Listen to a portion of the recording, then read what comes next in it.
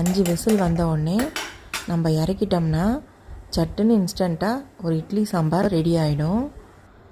இப்போ பாருங்கள், இந்த மாதிரி கலக்கினதுக்கப்புறம் நான் குக்கரோடைய மூடியை போட்டு நான் மூடிடுறேன். அவ்வளோதாங்க.